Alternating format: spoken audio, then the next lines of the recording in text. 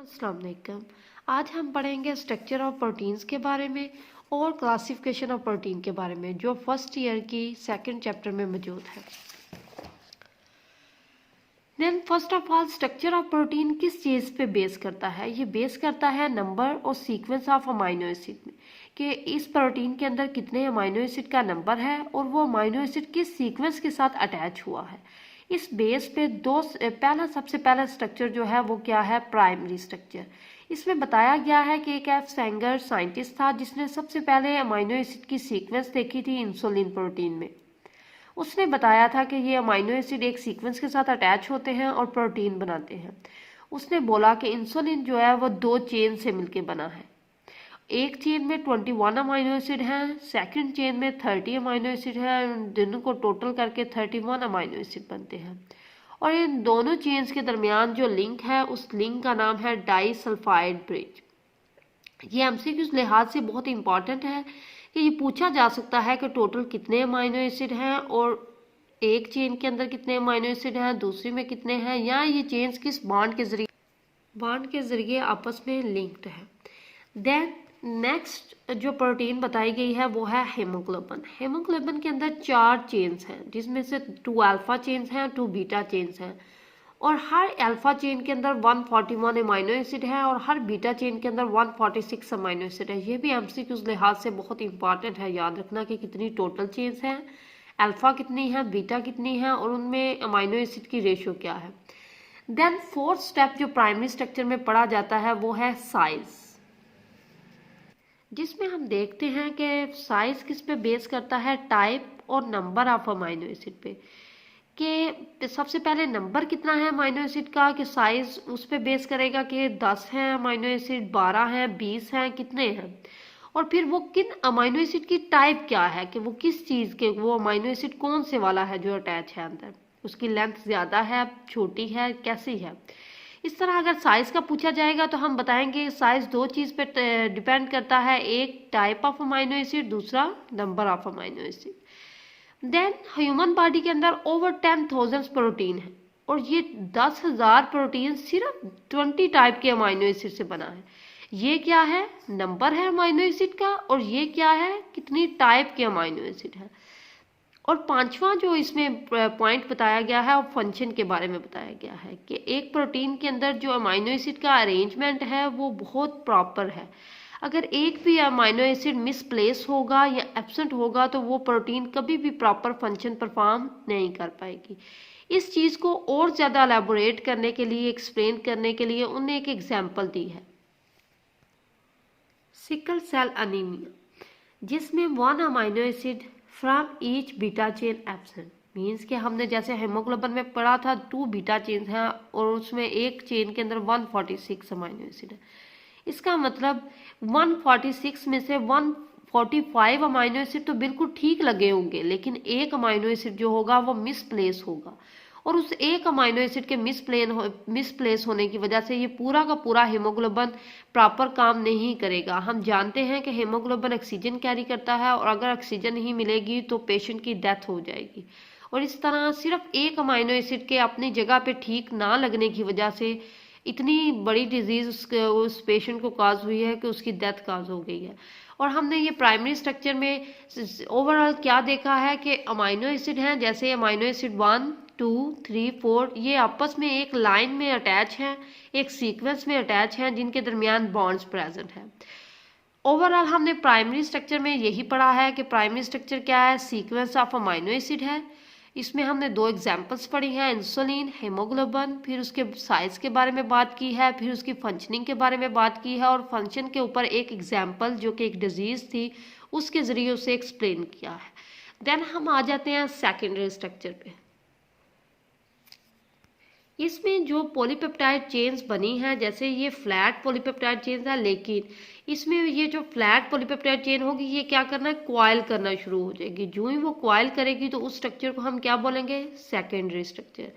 इसमें पहला जो स्ट्रक्चर बताया गया है वो है अल्फा हेलिक्स स्ट्रक्चर।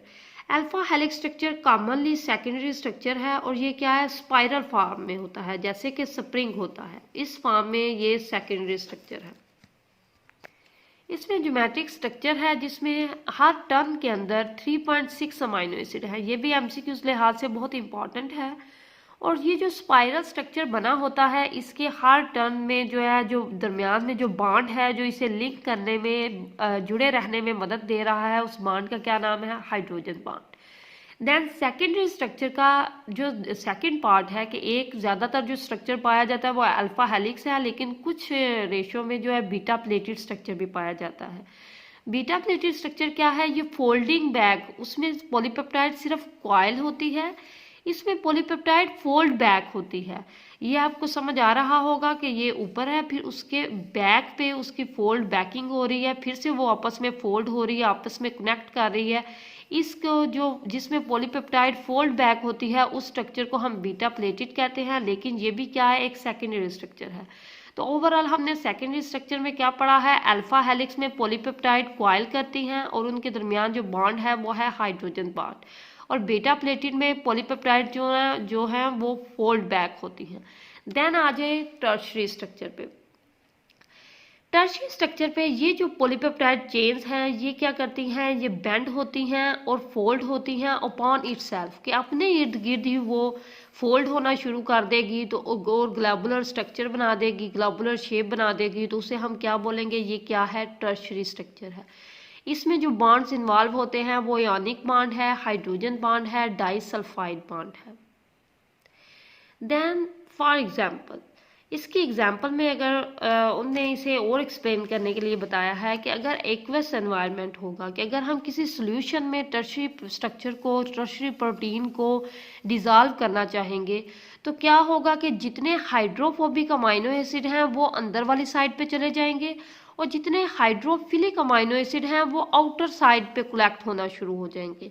इसका क्या मतलब है? हाइड्रोफोबिक मीन्स ऐसे अमाइनो एसिड जो वाटर को रिपेल करते हैं, जो वाटर में डिजॉल्व सॉल्युबल नहीं होते, ऐसे अमाइनो एसिड, क्योंकि हमने एक्वस एनवायरनमेंट में उसे डाला है, तो ऐसे जो वाटर को पसंद नहीं करते, वाटर से को रिपेल करते हैं, वो अंदर वाली साइड चले जाएंगे। और जो हाइड्रोफिलिक हैं, जो वाटर में आसानी से सॉल्युबल हो जाते हैं, वाटर के साथ रिएक्ट कर सकते हैं, वो आउटर साइड पे आ जाएंगे।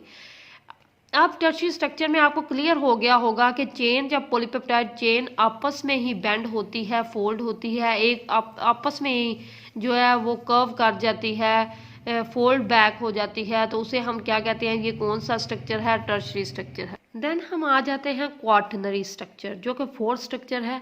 इसमें डिफरेंट पॉलीपेप्टाइड टर्शरी चेन्स, कि ये एक चेन टर्शरी की थी, इसी तरह की 2, 3, 4 जो चेन्स होंगी वो आपस में जब कॉइल करेंगी, तो हम उसे क्या बोल देंगे? ये कि अब क्या बन गया है? Quaternary structure. टर्शरी स्ट्रक्चर में एक चेन आपस में ही अपने इर्द गिर्द जब रैप अप होगी तो हम उसे टर्शरी बोलेंगे, लेकिन 2-3 इस तरह की चेन जो है डिफरेंट टाइप्स की, वो आपस में कॉइल होंगी, तो उसे हम क्वाटरनरी स्ट्रक्चर कहेंगे।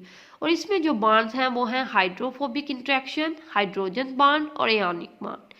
ये बॉन्ड्स याद रखना बहुत मुश्किल है, लेकिन ये आपके लिए बहुत इम्पॉर्टेंट है याद रखना, क्योंकि ये एमसीक्यूज में अक्सर आ जाते हैं, क्योंकि ये कंफ्यूजिंग है। इसलिए मैंने डिफरेंटली इसे जो है बोल्ड करके रखा है कि यहाँ पे जैसे आपने ये याद रखना है कि अल्फा हेलिक्स जो है उसके दरमियान हाइड्रोजन बॉन्ड है, टर्शरी स्ट्रक्चर के दरमियान कौन से वाले बॉन्ड हैं, इसी तरह क्वाटरनरी स्ट्रक्चर के दरमियान कौन से बॉन्ड है, वो पूछ सकते हैं क्वाटरनरी स्ट्रक्चर में कौन सा बॉन्ड प्रेजेंट नहीं है, वो यही 3 बोलेंगे, एक कोई और लिख देंगे। तो आपको अगर ये 3 याद होंगे तभी आप तीसरे जो चौथा जो रॉन्ग होगा उसे क्लिक कर पाएंगे। एमकैट में ऐसे कंफ्यूजिंग क्वेश्चन आ जाते हैं, तो इसलिए इस तरह के क्वेश्चंस, इस तरह के एमसीक्यूज के ऊपर गौर दिया करो, इन्हें छोड़ नहीं देना। देन क्वाटरनरी स्ट्रक्चर की अगर हम एग्जाम्पल के बारे में बात करें तो वो एग्जाम्पल क्या है? हेमोग्लोबिन। इसमें आप ये देख रहे होंगे कि कितनी 4 जो है टर्शरी कॉइल चेन्स हैं और वो आपस में कॉइल की हैं, और इन्हें हमने क्या बोल दिया कि ये क्या है? क्वाटरनरी स्ट्रक्चर है। चेन 1, 2, 3, 4, और ये बात सारी कॉइल आपस में की है और इनको हमने नेम दे दिया है क्वाटरनरी स्ट्रक्चर का। देन हम आ जाते हैं क्लासिफिकेशन ऑफ प्रोटीन पे। सबसे पहले है फाइब्रस प्रोटीन। फाइब्रस प्रोटीन में एक या एक से ज्यादा पॉलीपेप्टाइड फिब्रल फॉर्म में रहती है। फाइब्रस से हमें समझ आ रहा है इसमें क्या होंगे? फाइबर्स होंगे। सो इसमें प्रोटीन जो है वो फिब्रल फॉर्म में मौजूद होंगी। इसमें जो स्ट्रक्चर मौजूद होगा वो सेकेंडरी स्ट्रक्चर होगा, जिसमें हमने अल्फा हेलिक्स और बीटा प्लेटेड को पढ़ा है। देन ये जो प्रोटीन होगी फाइब्रस प्रोटीन, ये एक्वस मीडियम के अंदर सॉल्युबल नहीं होगी, ये नॉन क्रिस्टलाइन होगी और इलास्टिक मींस लचकदार होगी या इन नेचर। और इसका फंक्शन क्या है, ये फाइब्रस प्रोटीन हमें बॉडी में कहाँ पे नजर आएगी? तो अगर हम बॉडी में देखना चाहते हैं तो ये फाइब्रस प्रोटीन हमें हर सेल के स्ट्रक्चर में, हर ऑर्गेनिज्म के स्ट्रक्चर में ये फाइब्रस प्रोटीन, इसका मेन मतलब क्या है कि इसका रोल मेन ये है कि ये स्ट्रक्चर्स में प्रेजेंट है, हर चीज़ के स्ट्रक्चर को बनाने में। अगर इसको ज़्यादा एक्सप्लेन करना है तो हम इसकी एग्जांपल्स के बारे में देखते हैं। जैसे कि पहली एग्जांपल है सिल्क फाइबर। सिल्क फाइबर में क्या है, सिल्क वर्म जो रेशम का कीड़ा है, जो वो रेशम बनाता है, स्पाइडर जो अपना घर बनाता है, वेब बनाता है, ये सारा जो है ये क्या रखता है, फाइब्रस प्रोटीन रखता है। इसी तरह हमारे मसल्स जो हमारी पूरी बॉडी के ऊपर गोश्त है वो सारा का सारा, उसमें जो मायोसिन प्रोटीन है वो किससे बनी हुई है, फाइब्रस प्रोटीन से बनी हुई है। इसी तरह हमारे ब्लड के अंदर जितनी क्लॉटिंग प्रोटीन है वो सारी फिब्र जो है वो किससे बनी हुई है, फाइब्रस प्रोटीन से। इसी तरह हमारे नेल्स में, हेयर्स में जो केराटिन प्रोटीन है वो भी क्या है, फाइब्रस प्रोटीन है। ये सारी एग्जांपल्स हैं कि फाइब्रस प्रोटीन हमें कहाँ कहाँ पे नज़र आ सकती है। इसी तरह नेक्स्ट है ग्लोबुलर प्रोटीन। फाइब्रस प्रोटीन का बिल्कुल अपोजिट है ग्लोबुलर प्रोटीन। उसमें हमने पढ़ा था कि पॉलीपेप्टाइड किस फॉर्म में रहेंगी, फिब्रल फॉर्म में, और इसमें क्या है, स्पाइरल और एलिप्सॉइडल जो है इन शेप में रहेगी। इसमें हमने पढ़ा है कि इसमें कौन सा स्ट्रक्चर प्रेजेंट होगा, सेकेंडरी स्ट्रक्चर, और इसमें कौन सा प्रेजेंट होगा, टर्शियरी स्ट्रक्चर। ये बहुत इंपॉर्टेंट पॉइंट है कि ये भी एमसीक्यूज लिहाज से बड़ा इंपॉर्टेंट है कि ये पूछा जा सकता है कि टर्शियरी स्ट्रक्चर कौन सा स्ट्रक्चर बनाएगा, कौन सी शेप देगा प्रोटीन को, तो आप ग्लोबुलर प्रोटीन बोलोगे। अगर पूछा जाए सेकेंडरी स्ट्रक्चर कौन सी शेप देगा प्रोटीन को, तो वो होगा फाइब्रस प्रोटीन। या उल्ट भी पूछा जा सकता है कि फाइब्रस प्रोटीन में कौन सा स्ट्रक्चर होगा, ग्लोबुलर प्रोटीन में कौन सा स्ट्रक्चर होगा। ये बहुत इंपॉर्टेंट है एमसीक्यू के लिहाज से। इसी तरह इसमें क्या आता है, इनसॉल्युबल इन एक्वस मीडियम, लेकिन ग्लोबुलर प्रोटीन जो है वो सॉल्युबल है एक्वस मीडियम में। वो चाहे सॉल्ट का सोल्यूशन हो, एसिड का हो, बेस का हो, अल्कोहल का हो, वो हर एक में सॉल्युबल है। वो नॉन क्रिस्टलाइन थे, लेकिन ये क्या है, क्रिस्टलाइज प्रोटीन है। फिर इसके बाद इसका एक और मेजर पॉइंट है, sensitive to changes in physical and physiological environment. ये बहुत इंपॉर्टेंट पॉइंट इसलिए है कि ये ऐसी प्रोटीन्स हैं जो ऑप्टिमम पीएच पे, ऑप्टिमम टेम्परेचर पे काम करती हैं। अगर पीएच या टेम्परेचर या कोई भी ऐसी चीज़ जैसे वाटर रिक्वायर है, उन्हें कोई चीज़ ऑक्सीजन रिक्वायर है, तो वो ऑप्टिमम चाहिए। अगर वो ऑप्टिमम से आगे होगी, ज़्यादा होगी, कम होगी, तो ये जो प्रोटीन्स हैं ये काम नहीं कर पाएंगी।